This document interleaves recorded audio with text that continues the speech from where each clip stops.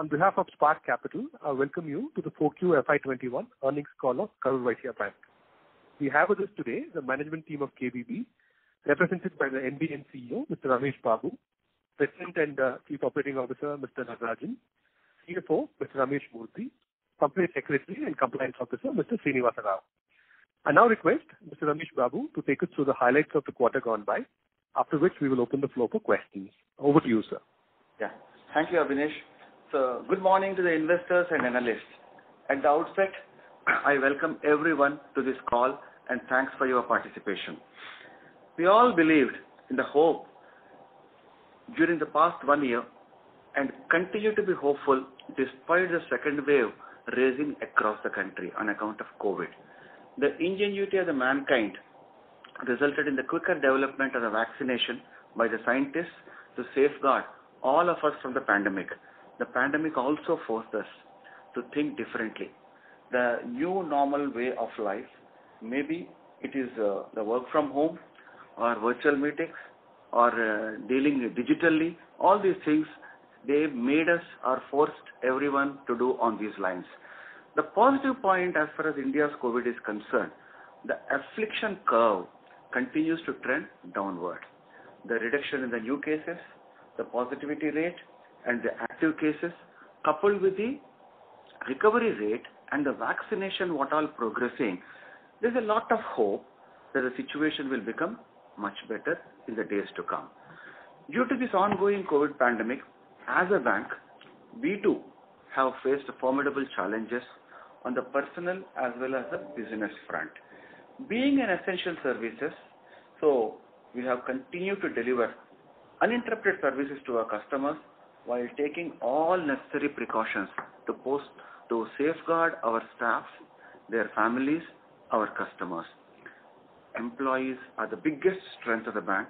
At the bank, like any other good organization, we have done our very best to make sure that our employees are both safe and continue to work with reasonable comfort.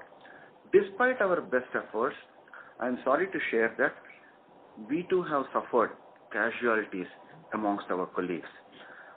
I can emphatically state with pride that difficult times did not deter our teams to achieve what all we have planned at the beginning of the year.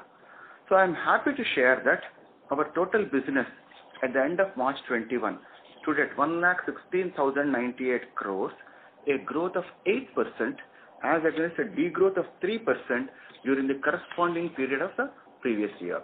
Likewise, the gross advances, excluding IBPC, we have repaid the IBPC what all we had at the end of March 20, and they have grown at 11%, and credit growth has come from all verticals and majorly from the retail, that too at a lower risk-weighted assets percentage. From our PPT, you can see that improvements in many critical parameters. CASA has moved to 34%, capital adequacy at near 19%, and we are able to manage our NIM also more or less flat despite severe pricing pressure on account of liquidity in the market. PCR has improved. Percentage of GNPA and NNPA credit cost are down due to better collection efficiency. Credit cost and slippages, in percentage terms, if you look at it, they are the lowest in the last 5 years. Business per employee has been improving sequentially, and you can see that it is the highest in the last 10 years. Likewise, business per branch also is the highest in the last 10 years. So, coming to this operating environment, second wave, these sort of things, we will gauge the position closely and we will calibrate our growth in the near term. So, post the second wave, how we need to go forward. We are open both for the organic as well as the inorganic growth, and every opportunity what all comes, we will try to capture. And age of the employees, always I have said that 35 years and the entire team is now committed and geared up to deliver a sustained growth, of course, if the external environment is conducive. Our bank has bagged the following awards during the year, clearly receiving a thumbs up from the industry for the digital initiatives. UiPath Automation Excellence Awards for the robotic processing of one of the processes, and Confederation of Indian Industry for Video KYC under the DX Awards 2020 Best Practice category, and we have received award from IBA also on the artificial intelligence and the information security. Now let us come to few specific areas to provide clarity to all of you. First one is the operating profit. As we have been guiding you in the past, our cost of funds has further reduced to 4.99%, and this has helped the bank to overcome challenges on account of drop in yield of advances and investments and sustain the NIM at 3.46%. We are confident to maintain this level during the current year. Operating profit during the quarter has degrown, and this is due to, there are four reasons are there. One is interest reversal of 25 crores on account of compound interest and simple interest difference in terms of the Supreme Court judgment and as per the IBA workings. So second one is interest reversal of 15 crore on interest capitalization account on account of moratorium accounts. Third is 62 crores towards wage bill expenses kept in provisions during the last quarter, debited to wages account by write back of provisions during this quarter. This has not impacted the net profit. And fourth is fall in the investment trading profit. You can see that from the treasury. Operating profit during the year has fallen by 19%, mainly on account of one-time wage arrears paid and drop in the service charges restrictions for the first two quarters.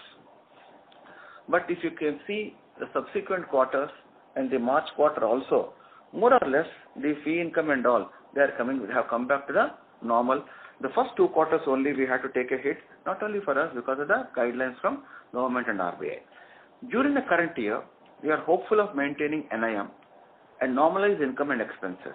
However, considering uptrend in the movement of yield, our profit or gains from treasury will be on a lower side.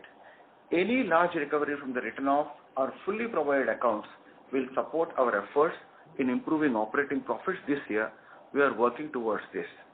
As I mentioned last time, we have created a separate credit monitoring department under the leadership of a general manager, and we have strengthened that wing so that at least we need to recover from the written off as well as the other accounts. So this is a focus area of the bank, and we will take it forward very seriously during this year. Now coming to the establishment expenses. On account of 11th bipartite wage settlement, bank calculated wage arrears of 246 crores payable to the employees. Bank had expensed 49 crores up to quarter 2 of the year 20 based on estimates. The final impact was calculated, and accordingly, bank had incurred 197 crores in quarter 3. This last quarter when the con call was there, I explained it. A sum of 135 crores was debited to establishment expenses under operation expenses, and a sum of 62 crores was kept in the provision account last quarter. This 62 crores was written back and debited to establishment account during quarter 4. That way it had no impact on the net profit. We clarify that expenses related to wage arrears were fully accounted or provided in quarter 3 and earlier quarters. Our normal run rate of wage bill, including estimated AS15 provisions for the current year, is estimated at around 260 crores per quarter. Now coming to the slippages. Post Honorable Supreme Court order dated 23rd March 21, bank continued to classify the advances as per the IRAC norms of the Reserve Bank of India. We have indicated pro forma net slippages of 885 crores for the period up to December. As against that, our net slippages during quarter 4, even if some quarter 4 some additions are there for the slippages, after excluding technical write-off of 740 crores, our net slippages are at 740 crores as against our pro forma net slippages as at the end of December of 885 crores. This was made possible due to the aggressive collection strategy followed by the bank. Our gross slippages for the whole year was at 959 crores, which works out to 1.82% of our closing loan book, and net slippages other than technical write-off was at 527 crores, which works out to less than 1% of our loan book. We have made a technical write-off of 598 crores during the year, and after adjusting technical write-off, our gross and net slippages were negative during the year. SMA 30 plus balances as at the end of 31st March 20 was at 861 crores, which is 1.63% of our loan book. Ideally, every time up till last quarter we have been providing this information. Somehow, inadvertently, we have missed out that one and all. So we will take care of this one and all. Next time onwards, this number would be there in the presentation itself. Further details are available in our slide 28 and 29 of our investor presentation. Now coming to restructuring. During the quarter, bank has restructured 798 crores, and our overall standard restructured book as of 31st March 2021 was at 957 crores, which is 1.81% of our loan book. If you can recollect, when a point has come up for discussion during last few quarters, we have broadly indicated that it may be around 2.2%, and we are at 1.81% of the loan book because we were relatively conservative, and we have seen wherever the scope for the recovery or the unit coming back, those cases we have considered. Further details are placed in slides 30-32 of our presentation. Reserve Bank of India has issued guidelines for resolution of COVID-19 related stress of individuals, small business and MSME in the month of May, and we are in the process of implementing the schemes. So broadly, if you look at the revised scheme, last time itself, our percentage is at 1.81%. Now, if at all these people they come back, as per the revised scheme, one more year you can give additional moratorium. It will not have a bearing on the amount of restructuring what we are going to do. Now, if few more people that come now, we may have to consider those cases. We are actively in touch with all our customers wherever it is required and all to approach us. And once we gather that, how to go forward we will see. And like last time how we did, this time also judiciously we will see and we will do. Somehow we feel that the incremental cases, whoever are there, only they will be approaching us now who had the problem in the last one quarter. But somehow I feel those who will approach now, the quality of the restructuring cases would be relatively better because they have weathered the one COVID-1 and they are able to manage well, and COVID-2 had a deeper impact on them.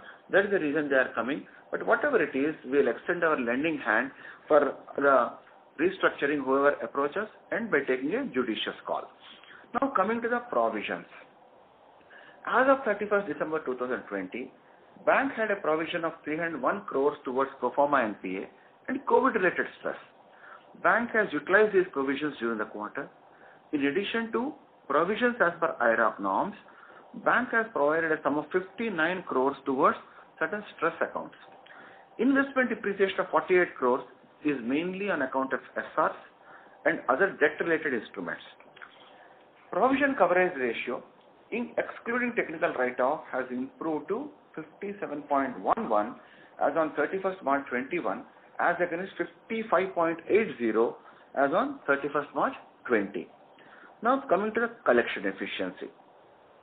Our collection efficiency continues to be at about 95% levels during the last quarter of the year 2021 and even in April 21 too.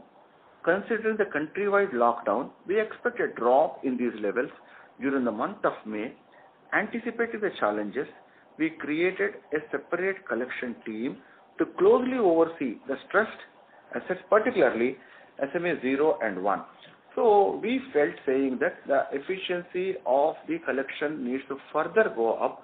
So we have created a dedicated team now, and with the expertise whoever is having and all, and they will be using the call center as well as the feet on street and the branches. All these they will be using to further strengthen and focus on the collections. Now coming to the ROA. ROA, in our earlier meetings with the investors and analysts, we had indicated that we will try to reach ROA of 1% at the end of financial year 23. So this is our aim. We are working towards this, and bank has worked out a 3-year strategy to reach 1% plus ROA in the year 2024, and some of the strategic points are shared in our presentation from slide number 41 to 49. So we had an internal series of discussions with various stakeholders because it is not top-down approach. The strategy has to come from the bottom.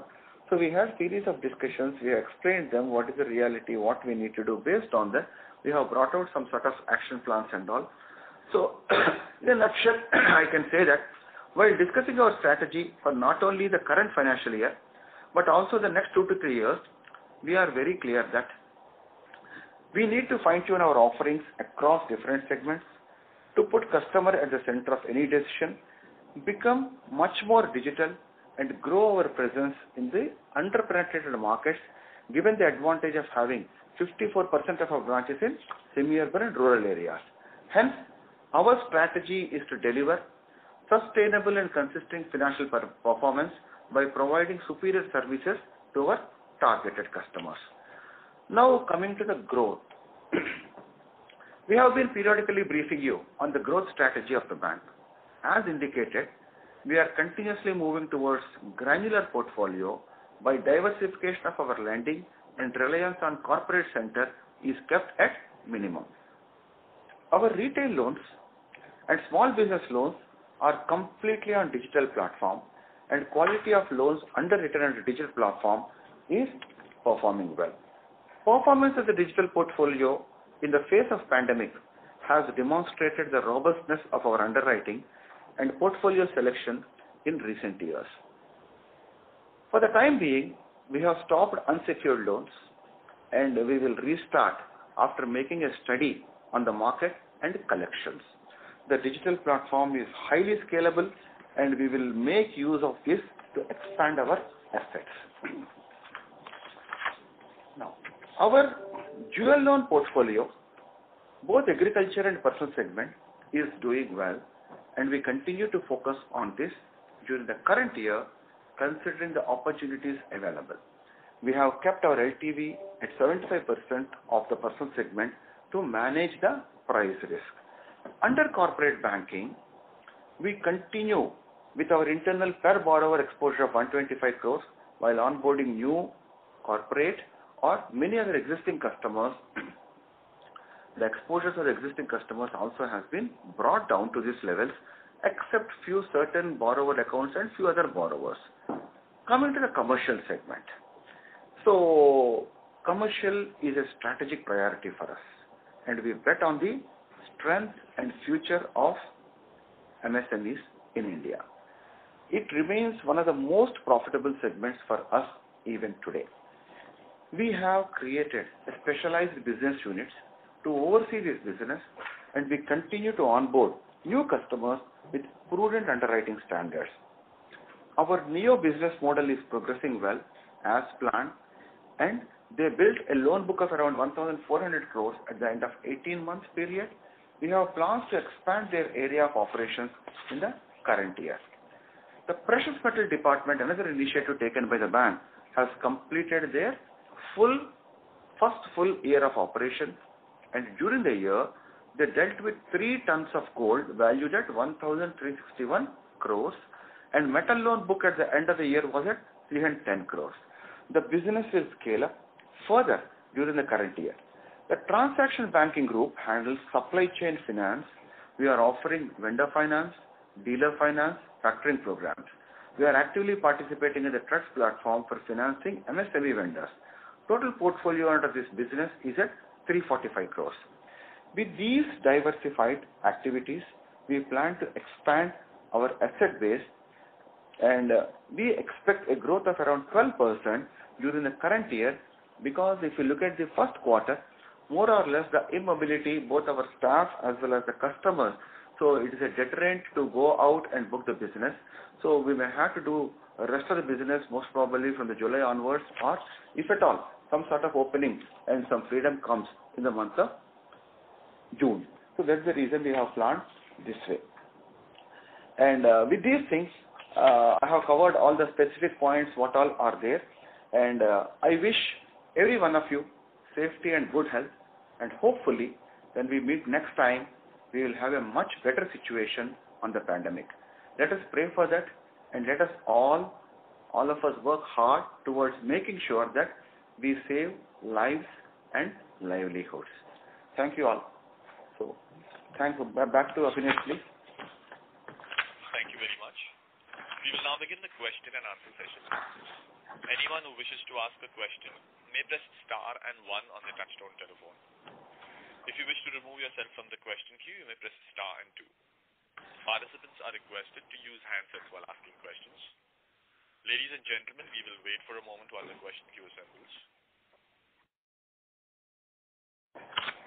The first question is from the line of Amit Premchandani from UTI.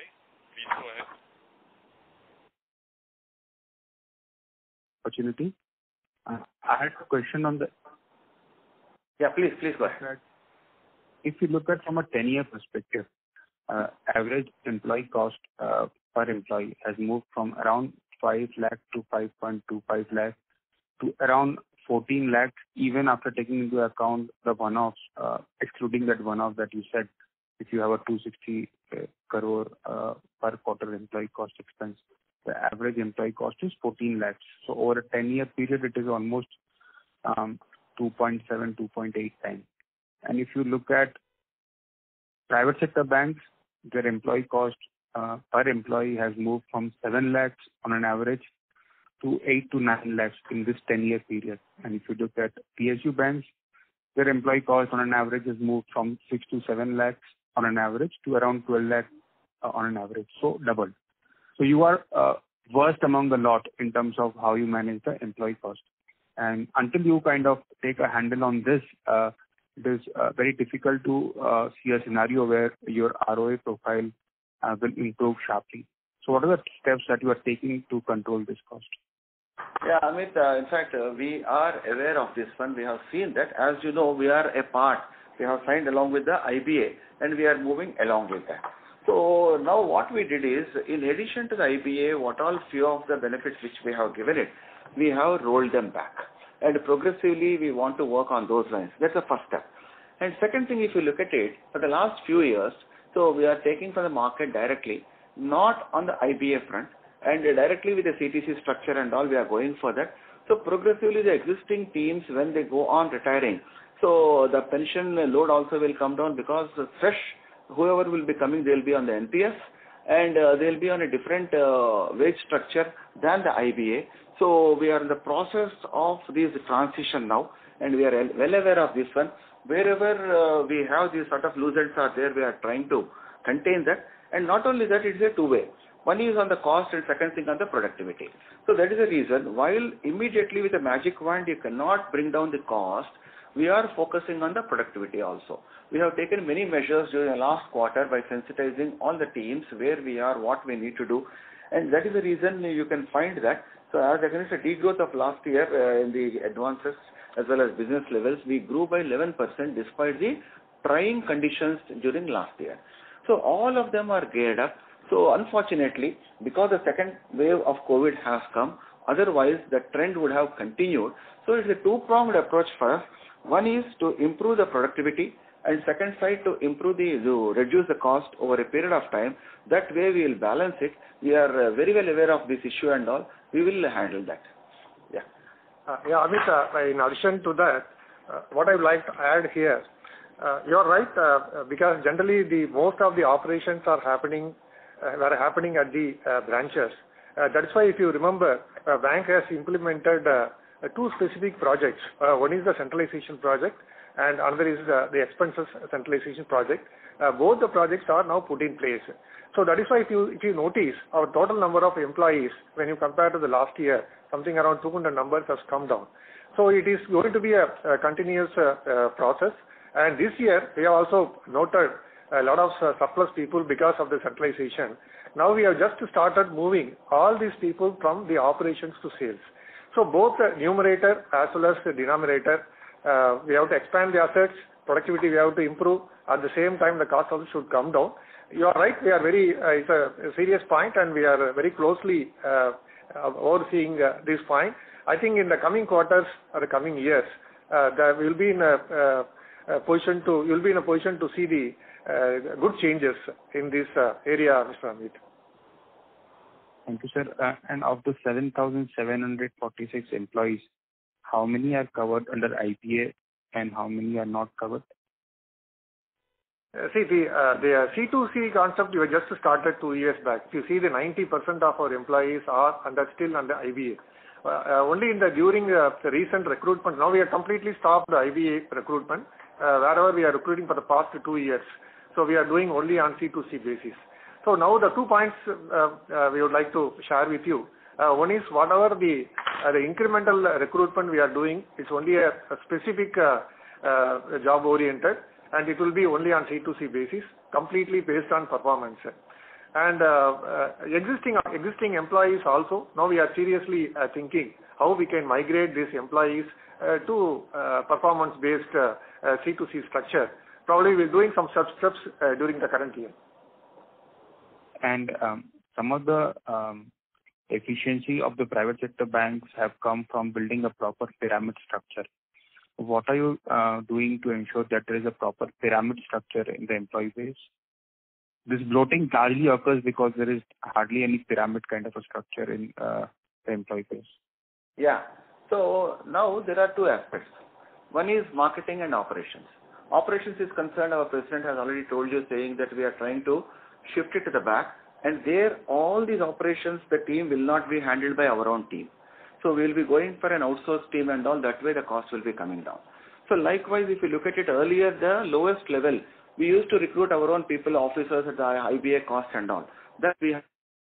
Now for the sales, it can be a business development, both for the assets and liabilities. We are taking from the market, we have created a different structure altogether, where the salary structure is pretty low, and the rest of the payment what we are giving is based on the performance, that variable pay. So which is not as per the IBA. So the lowest level, which constitutes the maximum expenses there and all, we are trying to set right there, so that the incoming inflow, what all is there, the cost will come down there. So just to understand in terms of number, for example, the segment that you spoke about, if they are having an average salary, say, I don't know the number exactly, but company average of 14 lakhs, you are replacing them now with what cost per employee? Now, suppose a lower level of marketing someone we are taking, a fixed salary of 15 to 16,000 would be there per month. And so in addition to that variable, what we need to pay, we will be paying. So this is what we are working and taking the people. And you said that there were around 7,935 employees were there last year. Correct. And that has gone down. But generally, how many employees would be affected by the change in the strategy that you just mentioned in terms of outsourcing, etc.? No, it's not like that. What happens, we want to focus on the liabilities now, because the liabilities we need to grow when we are trying to grow aggressively on the advances front. So for that, suppose if we need to go for the marketing and these sort of things and all, so the existing people, whoever are there, we are trying to bring few of them into the marketing, and we need to take additional people also for mobilizing this CASA as well as liabilities. So that incremental portion, what all comes, we will be taking on these lines. Currently also around 200 to 300 on the business front, business development we have taken them, and rest they will be coming on these lines. Yeah. Thank you, sir. Yeah. That's it from me. Thanks a lot. Yeah, fine. Thank you. The next question is from the line of Jay Mundra from B&K Securities. Please go ahead. Yeah, hi sir. Good afternoon. Thanks for the opportunity. Yeah. Sir, the SMA 30 plus number that you had mentioned, 860 crores, is this the CRILEC data, or this is for at the bank level, including below 5 crores number? No, the 30 plus data is our internal data. It's not talking about 30 plus only, no? Yes, sir. Okay. So this includes your, below 5 crore ticket size also, right? Normally we publish the percentage in our presentation, and since it was not published, we are mentioning it. It is in a bank, entire, all the portfolio, entire thing we have included under this. Right. Now, sir, this data is as of March, and considering the system as a whole, we saw strong headwinds starting into April and May. And apart from the ECLGS extension, there seems to be no blanket moratorium or any other thing. So do you suspect that, in the near-term slippages, at least in first half FY22, could be much higher, especially from this pool and even otherwise? Jay, the first point, what we are making is, that in the history, in the past, our ratio was something around 3.5%, 350 basis point, that is 1 and 2. So now it has come down to something around 1.7 level. You are very right, and the market was not as it was in the last quarter. And if you see our collection efficiency, in the month of April, we are comfortable. The same efficiency was there in the earlier years. But in the May, we have to check because completely it is lockdown. We expect that there will be a fall in the collection efficiency level. So naturally, the SMA 0 level particularly, it will start moving up. But the bright point is, historically, we were 3.5%. Now we have come down to 1.7.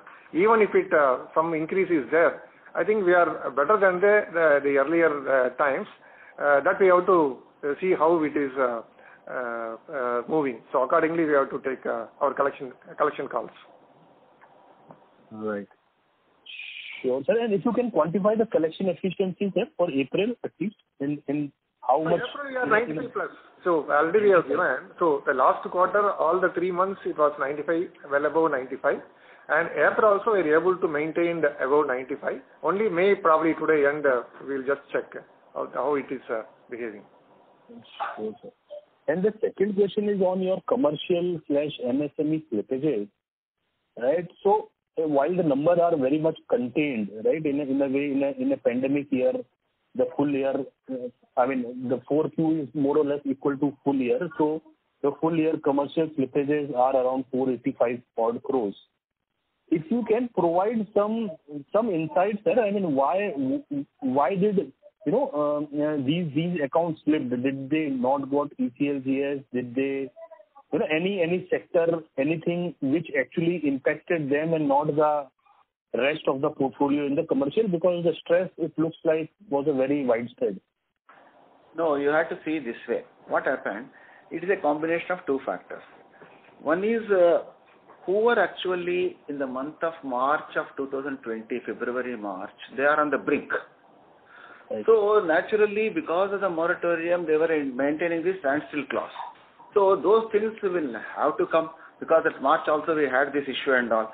So that has come. And second thing is, when sudden shock of the COVID has come, so many of them, they couldn't withstand, because who are on the borderline case and all. They had to. But whatever it is, wherever this possibility is there, our people, they have been talking to them and all, getting these things done. But one good thing is in the commercial portfolio, if you look at it, so particularly the small business group where majority of these things will come up, so majority of them are collateralized. So the customer or the borrower also will have some sort of an interest to get back to this one, or we will be, over a period of time, we will be able to dispose of the collateral, we will be able to get back the money. It's a question of money, that time, that is.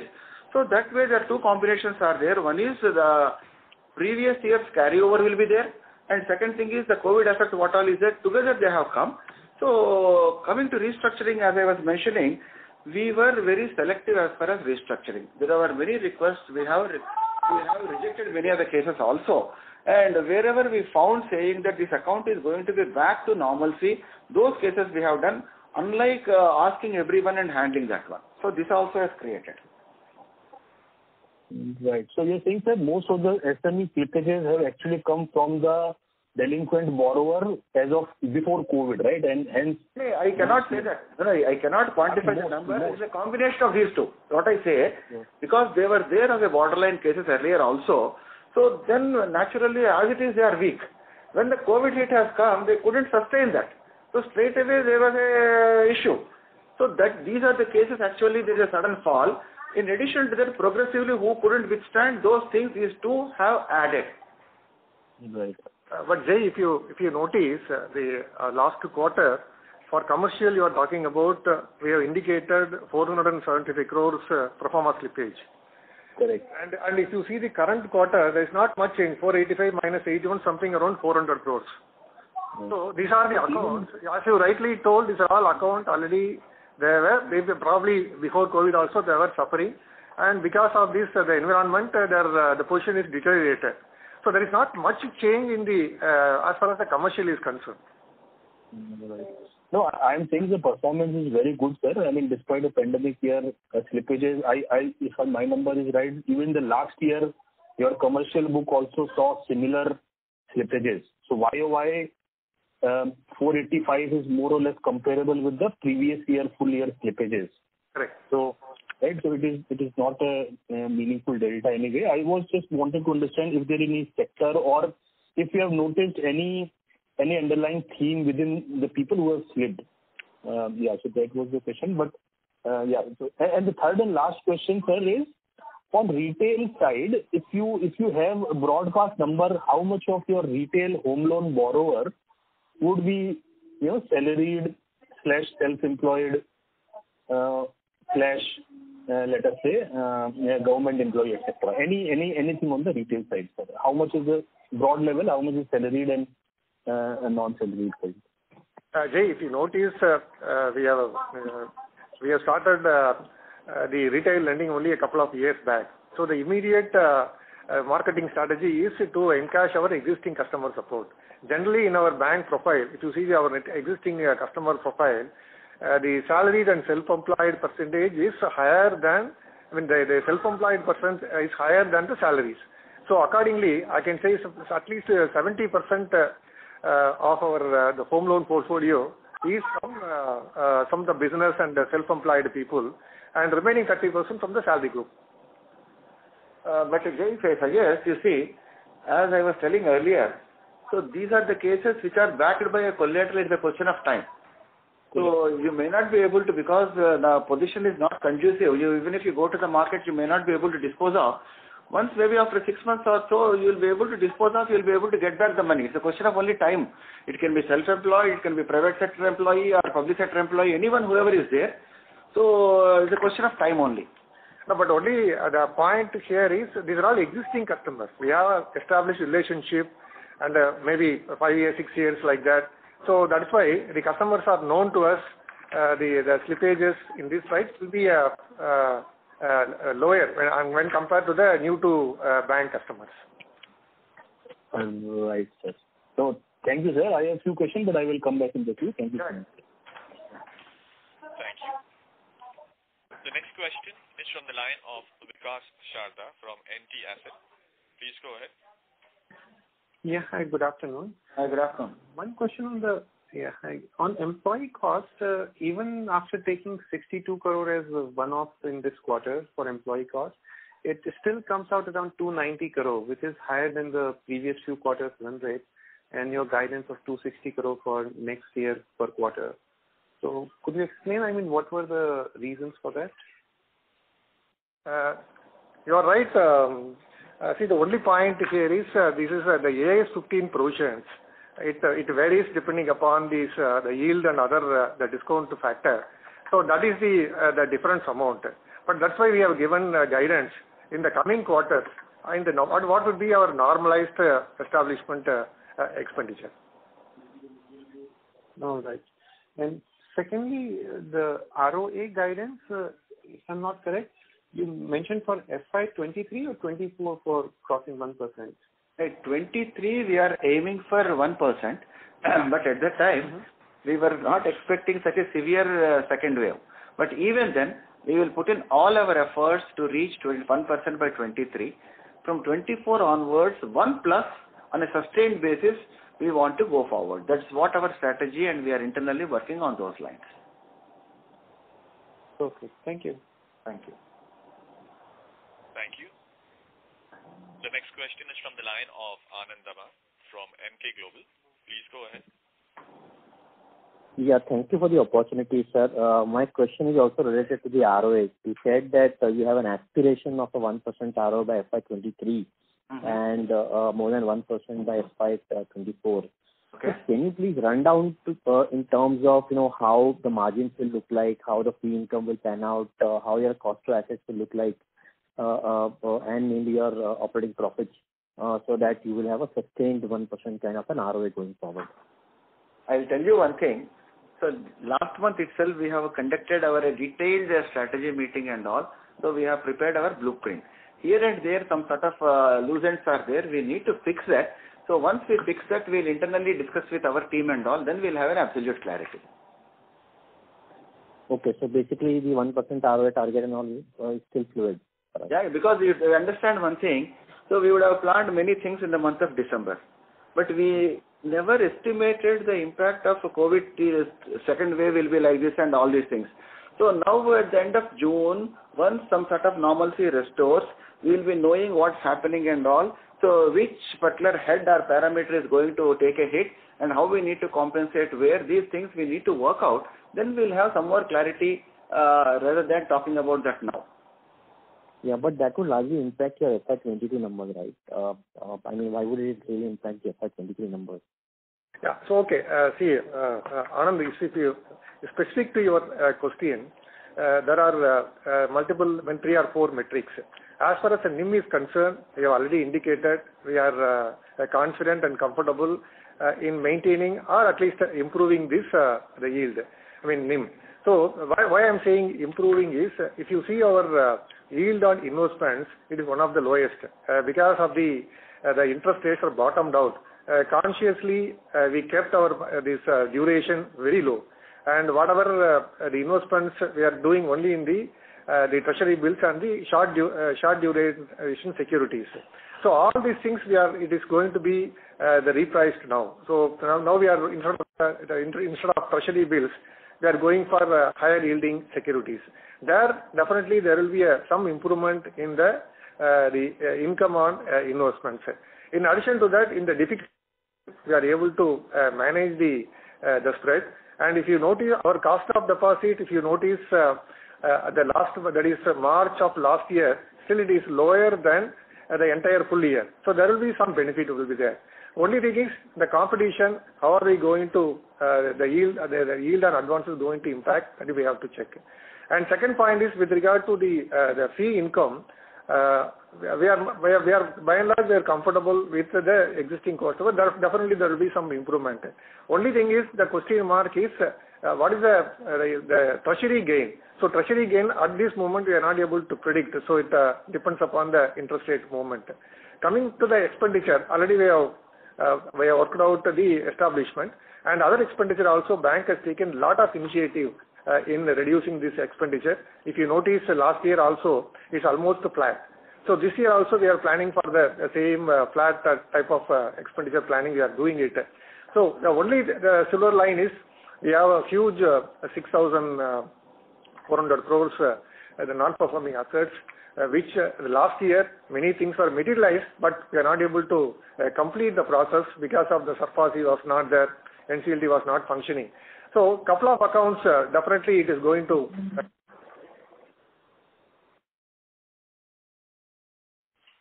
Participants, please stay connected. We seem to have lost the line for the management. Please stay connected while we reconnect the line for the management.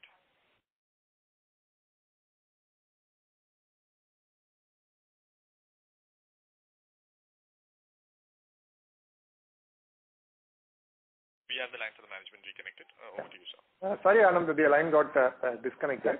So this is what we are hoping, and you think all these things materializes, but still we are very confident of one, because we already indicated last year, MD has already indicated last year, and the only what is the change is the strategy document which we have disclosed in our presentation also. We have done a lot of work towards this, and our aspiration number is we need to cross this 1% in 2024 and should sustain and consistently maintain that. So that is why the strategy document which you have published. Yeah, 2 more points just I would like to add. One thing is, you see, because during 2021, the first 2 quarters, we had lost income on account of maybe ATM or minimum balance, all these things, this will not be there this year. And second thing is the one-time hits of the employee cost, what all was there is already over. That way we'll get that benefit also this year. And third thing is, now we have geared up our growth for the advances. You would have seen that during last year, excluding IBPC, we have grown at 11%. Because last few years, because we were not growing on the advances, and other side we were providing profusely for the NPAs, so it had a double whammy. Both sides we were taking a hit. Now we have set right the momentum and all, and people are in line to grow, particularly under the retail wing. The advances, what all growth, that will start giving some income. And second side, we have created the collections team also now, so that the grip will be there on the slippages and all. So the lower provisions this side, and growth in income, interest income the other side, and the income what we said as fee income, and the reduction in the cost as President was mentioning, all these are going to contribute towards the ROA, and that's what we are planning actually. Yeah, that remains a hope. But so you'll also not have treasury gains as the way you had it last year. We didn't factor that because we know it may or may not come because of the uncertainty in the market. So we are working this 1% even without reckoning the treasury gains. Okay. So another question is about your resolution pipeline. So you said that there are some accounts where you are expecting a resolution. I'm not asking about the timeline. Maybe I know it might take about 6 months, 12 months or so. But if I have to say that there will be some resolution which will happen in FY22, then which are those accounts and what is the exposure that we have? If you can just detail out 2 to 3 large accounts over there. I don't know. I think right now we don't have it, but we'll share with you offline. Okay. So another thing is about the COVID provision. So how much COVID contingent provision are we carrying on the books now? No, the provision what we have created, 301 crores. Now that the Supreme Court judgment has come, as per the IRAC norms, you need to classify an account as per NPA. We started doing, and what all is required at the end of March, we have provided. The 301 crore has been utilized. In additional provisioning, what all is required, we have provided. From now onwards, anything starts coming and all from the profit, what we will be earning and all, we will be providing. Only thing is, in addition to as per the IRAC norms, we already indicated in our presentation. So the additional some 59 crores, provision is kept in the other reserves. Other provisions. Thank you. Before we take the next question, we'd like to request participants that in order that the management is able to address questions from all participants in the conference, to please limit your questions to 2 per participant. Should you have a follow-up question, we request you to rejoin the queue. We take the next question from the line of Pranav Tendulkar from Rare Enterprises. Please go ahead. Hi, thanks a lot for the opportunity and congratulations for a great set of numbers. Sir, I just have one question. You said in the opening remarks that there is some remarks on slippage, but what I make out is that your gross slippage in this quarter looks like 959 crores for the whole year. And for till last quarter, it was around, I think, something like 59 crores reported, and then there was 885 crores in pro forma. So actually, in this quarter, slippage looks very low. So can you just reconcile, because you mentioned some number like 400 crore in the opening remarks which I lost. So can you just say what is the gross slippage in this quarter?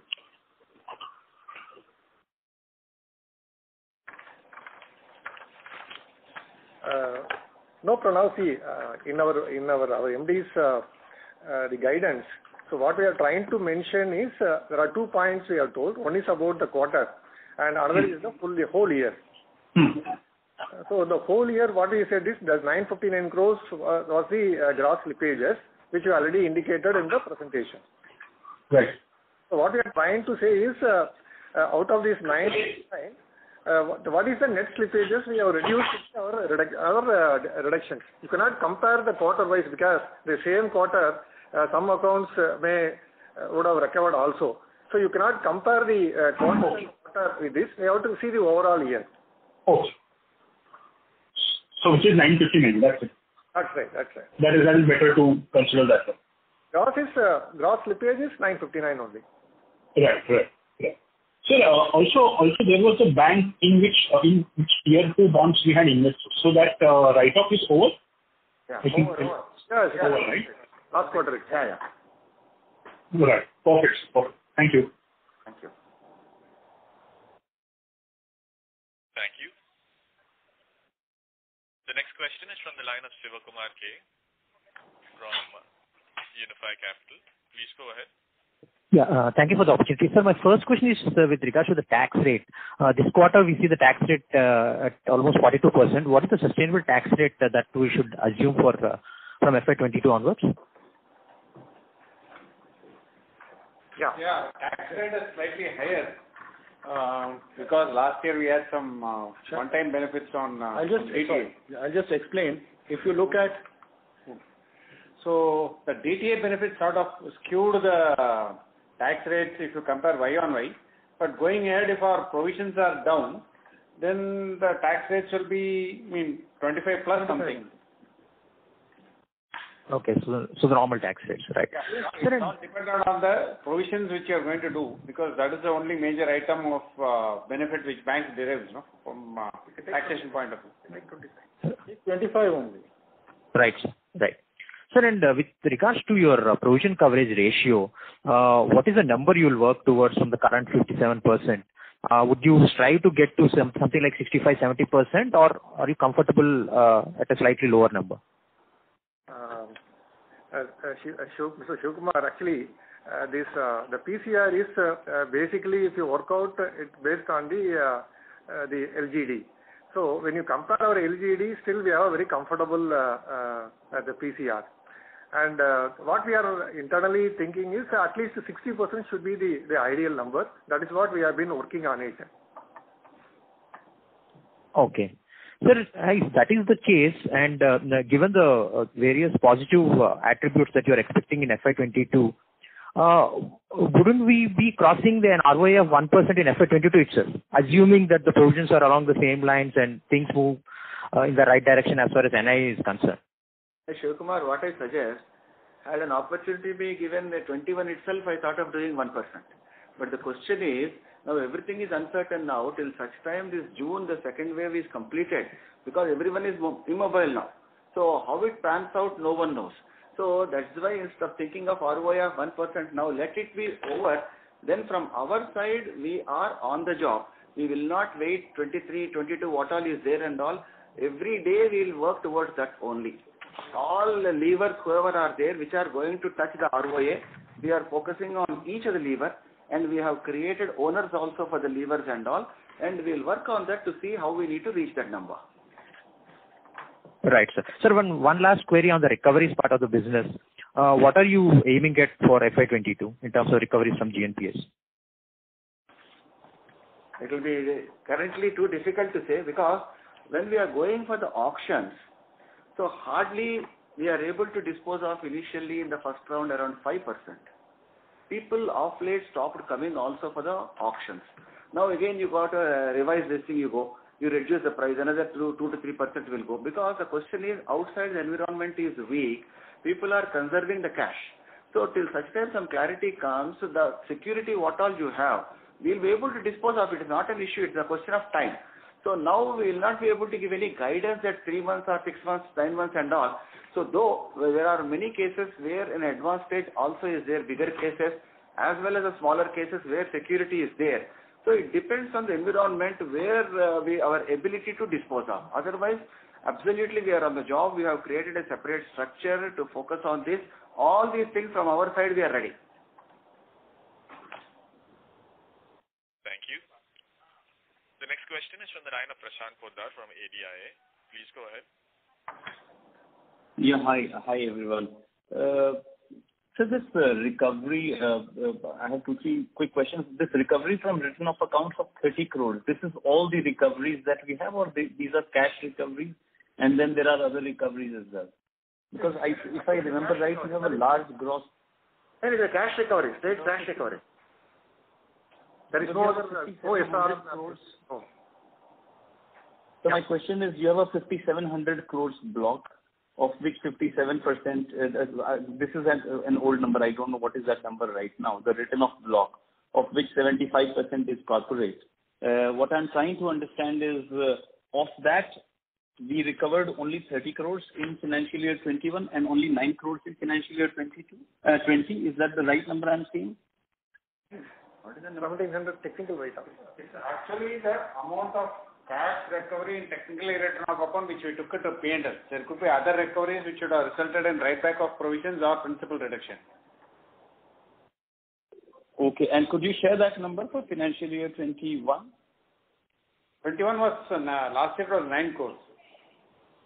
20 current year it is 30, previous year it is 9 crores. Prashant, we'll give the breakup separately, Prashant. Okay, sure, sir. So the second question is about your margin guidance. You said that you would reduce the unsecured, as of now you are stopping to give unsecured loans. Will that have any impact? And this is only a flow number, so which means on the asset side, the impact will not be as much into the mix.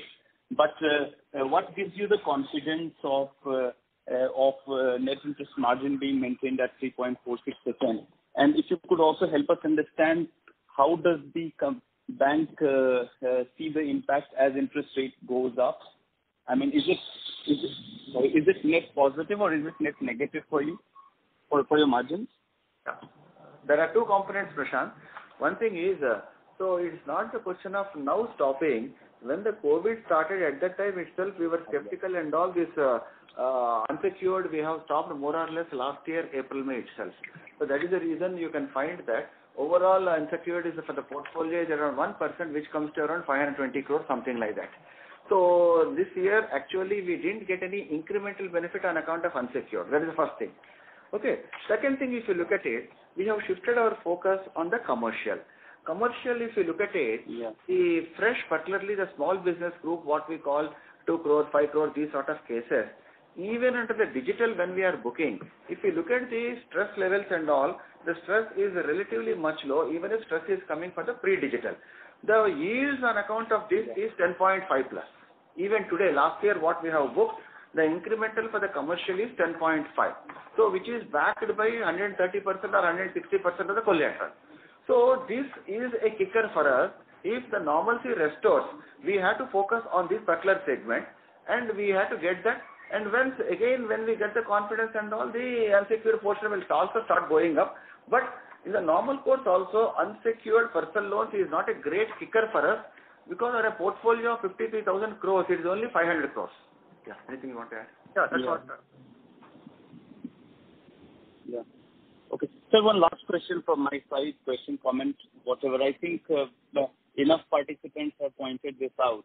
The key challenge for the bank is that the number of branches have remained constant for a long time, but employee costs have continued to go up. With the help of technology, as you are saying that we are likely to see more employees being used for other productive uses as they are not required for core businesses of banking as thought earlier.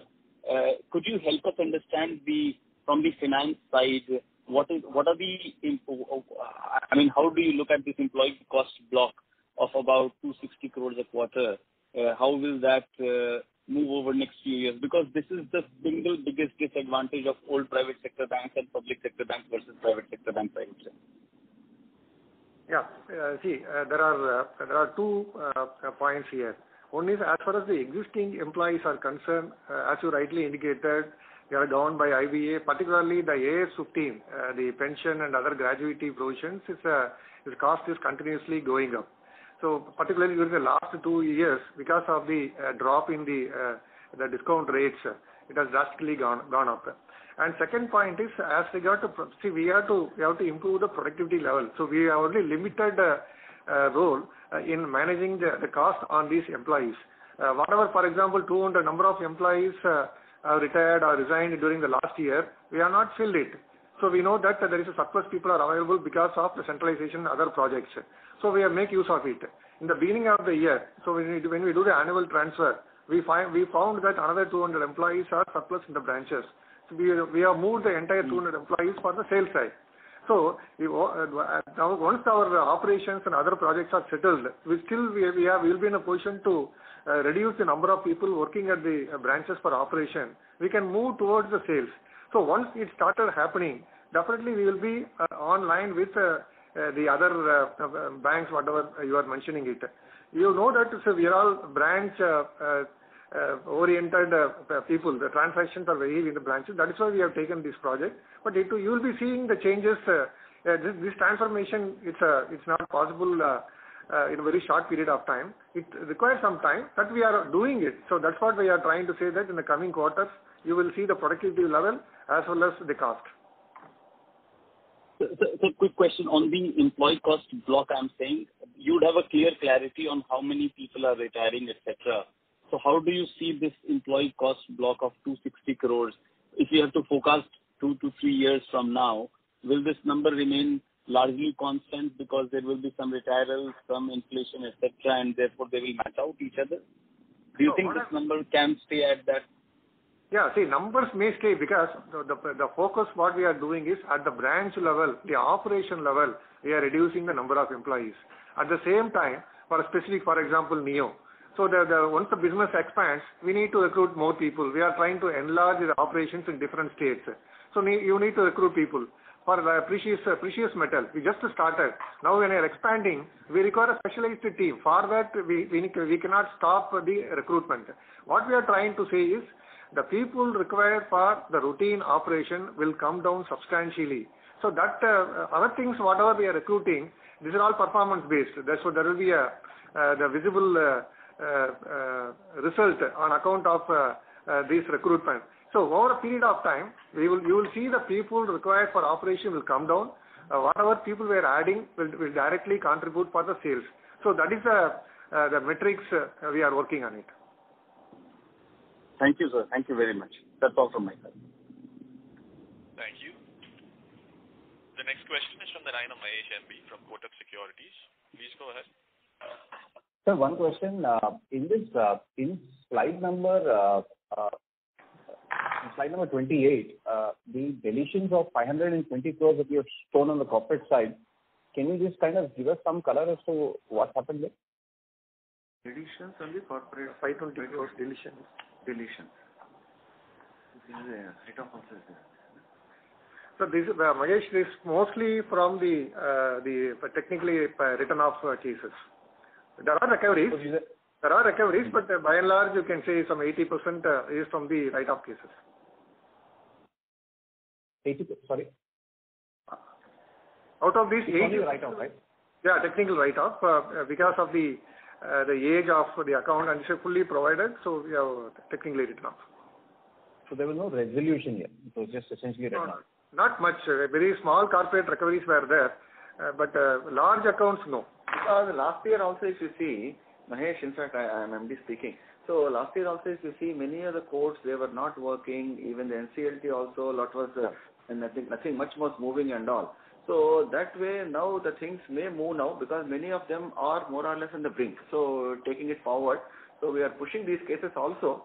If we can get a few big cases, we can crack this year. That would be pretty good for us. Otherwise, we are focusing on each of the big cases and how to resolve it. Perfect. Just one clarification. You have 2,000 crores of NPL book on the corporate side.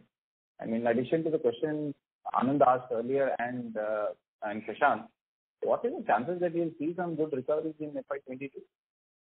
If you look at it, many of the accounts what we see, the collateral what we have is pretty low. Many of them are under consortium, or even if you have multiple banking also, they are big accounts and all. So that way, if you look at it, NCLT cases, what all they are getting resolved. So how much of amount we are able to salvage, we have seen. So that way, we cannot expect too much of recoveries from that and all. And above all, in respect to the consortium cases, we are absolutely dependent on the leader. So they have been pushing and we people are talking to them and all. So that way, the consortium, we are relatively helpless and pushing them. And wherever we have the sole security with us, under the multiple banking also exclusively given to us, we are proceeding against them. We are trying to salvage that money first of all. So with this backdrop as well as the experience only, we, until and unless it is an extremely good account, we are not going for a consortium accounts also. We are reduced under corporate also with the learning what we had. Just one clarification here.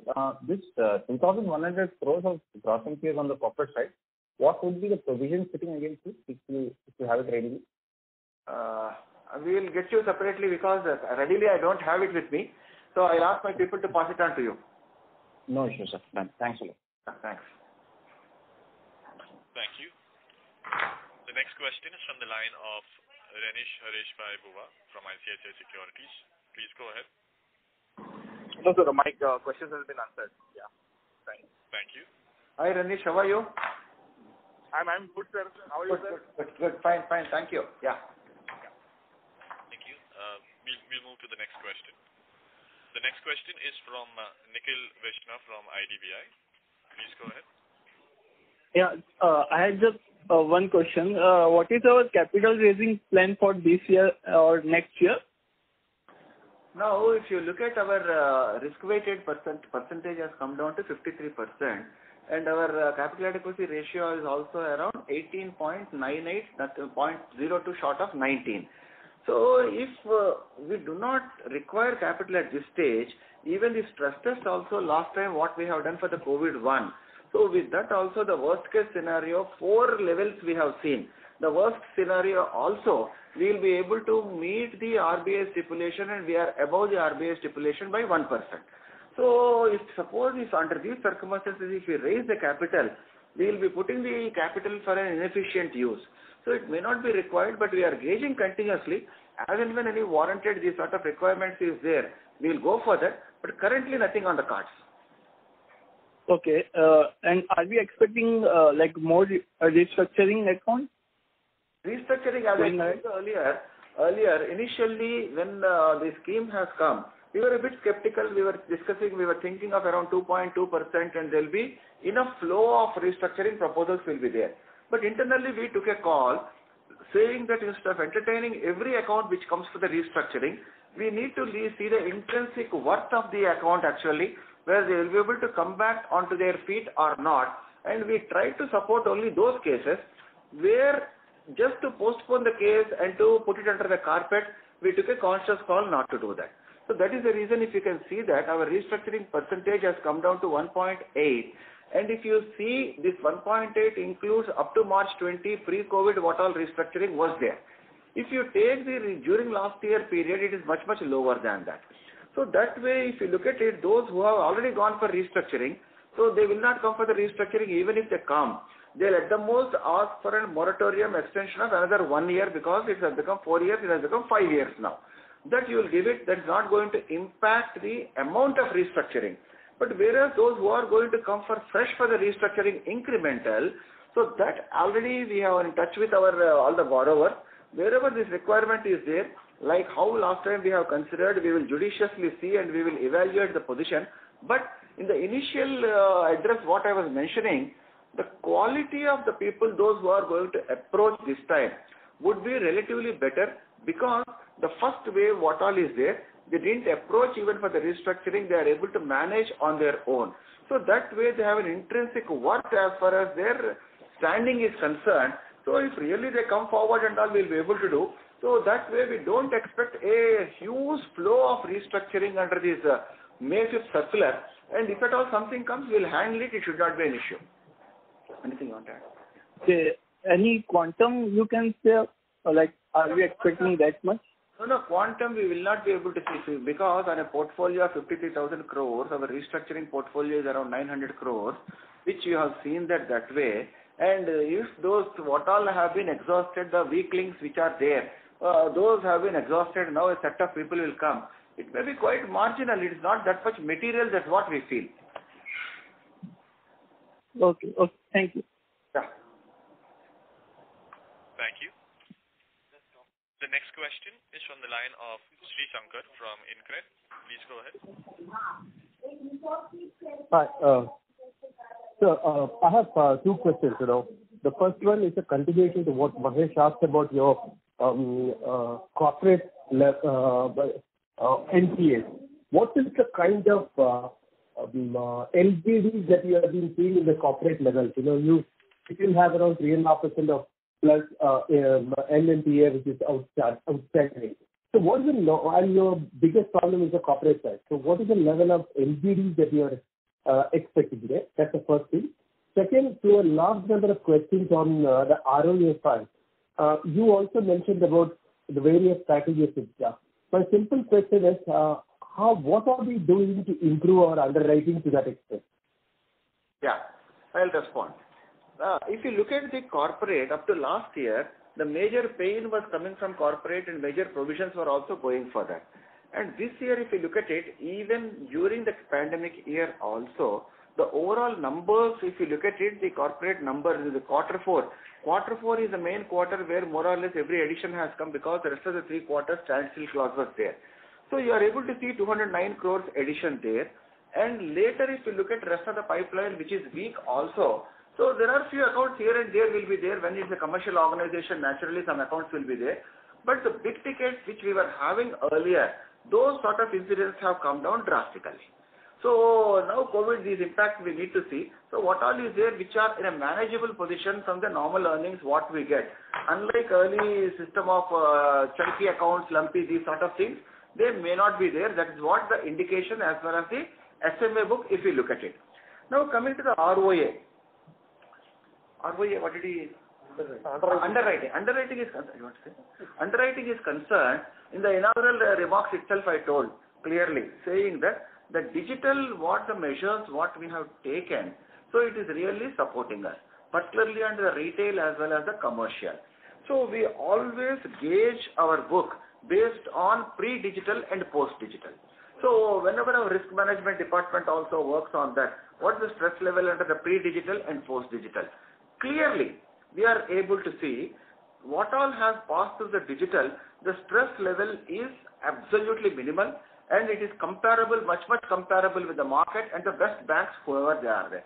So that way we are reasonably sure what all incremental business we are booking, they are relatively safer under these trying circumstances, COVID also, when the stress level under the digital booking is reasonably good, that gives us enough confidence saying that the homework what we have done under the digital is actually delivering now.